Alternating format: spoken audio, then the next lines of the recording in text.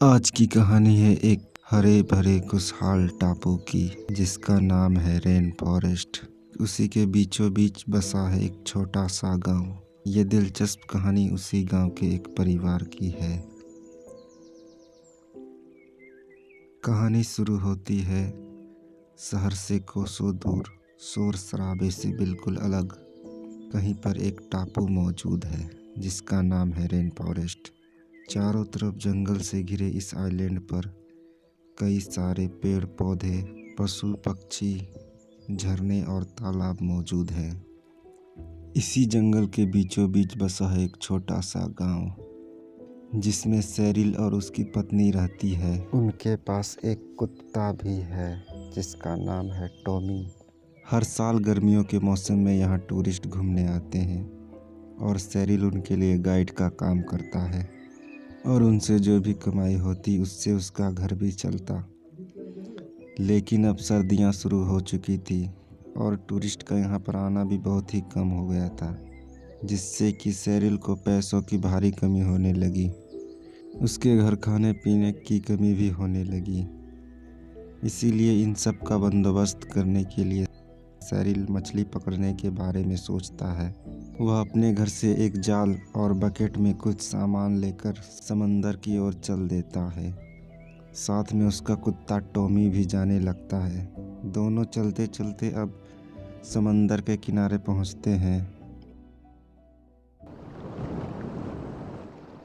जहां से वो दोनों एक लकड़ी की नाव में बैठकर समंदर के अंदर चले जाते हैं।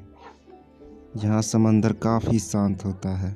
सेरिल अपने बकेट से एक वाइन की बोतल निकालता है और उसे पीने लगता है।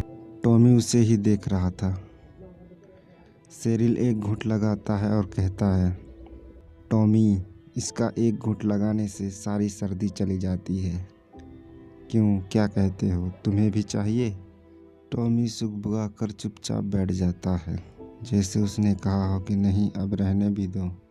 उसके बाद सेरिल एक अच्छी जगह पर रुककर जाल से मछली पकड़ने लगता है और शाम होते होते वह बहुत सारी मछलियाँ पकड़ लेता है, जिन्हें बाज़ार में बेचकर वह घर के लिए खाने पीने का सामान खरीद लेता है।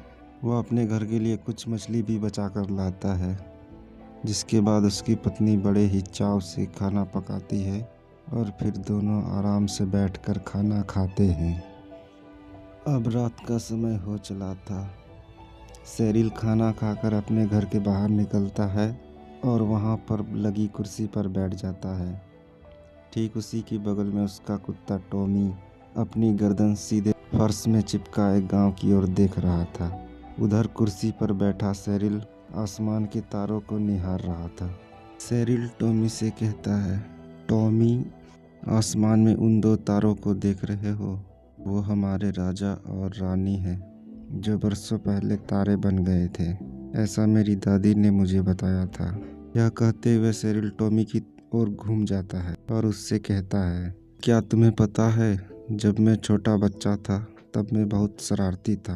मैं अक्सर खरगोश और मुर्गियों के पिंजरे खोलकर उन्हें भगा देता और जाकर कहीं छुप जाता था। मेरी माँ मुझे बहुत ढूंढती थी पर मैं नहीं मिलता था।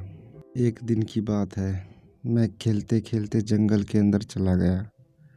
वहाँ मैंने देखा कि दो हिरन के बच्चे खेल रहे थे। उन्होंने मुझे देखा और डर के मारे खड़े हो गए। उन्हें मुझसे कोई खतरा नहीं है यह जानकर वो दोनों मेरे पास आ गए और मेरे साथ खेलने लगे। उनकी माँ आसपास घास चर रही थी। करीब आधे घंटे बाद मेरी माँ मुझे ढूंढते हुए आई और मुझे अपने साथ घर ले आई। मुझे बचपन बहुत ही अच्छा लगता था। मैं अक्सर आसमान के तारों को देखकर सोचता था कि ये सारे जुगनू ही हैं जो आसमान में जाकर चिपक गए हैं। अब रात बहुत हो चुकी थी। ठंडी ठंडी हवाएं चलने लगी जो उसकी गर्म देह को भी कपकपा देती थी। अब दोनों उठ के अंदर चले जाते हैं और देखते देखते बर्फबारी शुरू हो जाती है। सेरिल लाइट बंद करके सो जाता है। दोस्तों, हम सब की ज़िंदगी में कुछ ऐसे अनमोल पल होते हैं जो हमें ज़िंदगी जीने में काफ़ी मदद करते हैं।